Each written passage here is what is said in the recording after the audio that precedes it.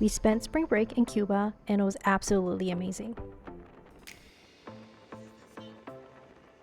We stayed at Select & Family Resort Veradero, a 5-star all-inclusive beachfront property, and loved it. This was our deluxe ocean view room, a perfect size for a family of 4, and it had the spacious balcony with a stunning panoramic ocean view. Imagine waking up to this every day. There are 2 main pools at the resort, and this one without the swim-up bar was always near empty. Breakfast, lunch, and dinner was at the buffet restaurant, where the food was surprisingly delicious and the service was always friendly.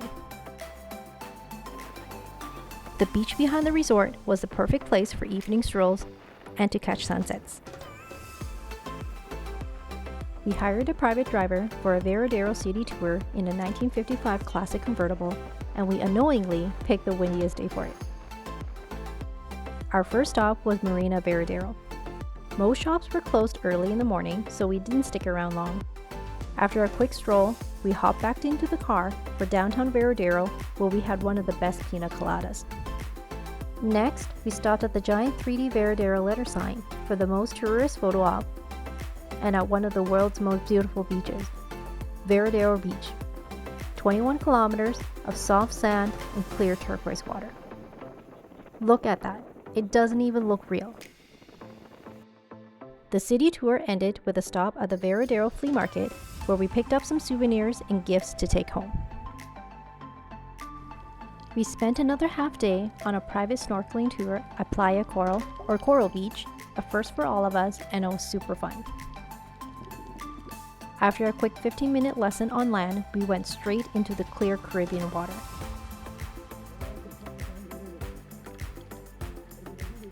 We saw tons of colorful fishes, including one that tried to nibble at Evelyn.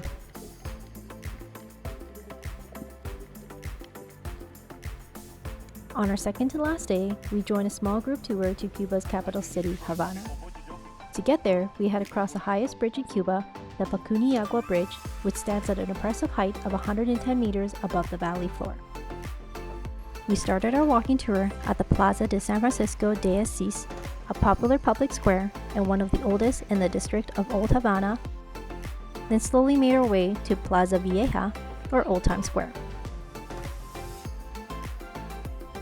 Throughout the tour, we learned a lot about the history of Havana, from the Spanish colonial rule to the periods of independence and US influence and post-revolutionary era, and to the city's inscription to the UNESCO World Heritage List in 1982.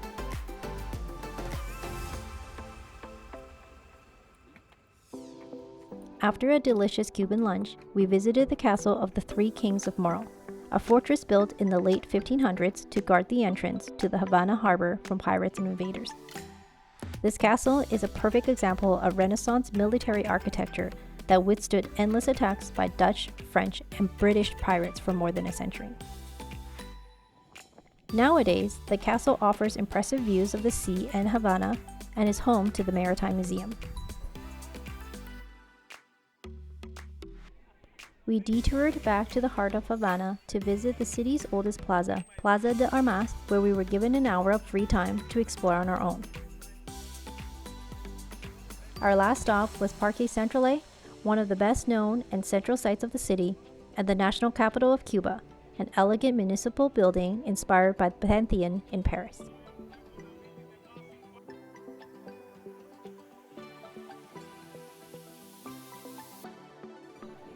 The rest of our time in Cuba was spent enjoying everything the resort had to offer, including the pool, nightly entertainment, bottomless drinks, the generous Cuban hospitality, and of course, countless hours on the beach.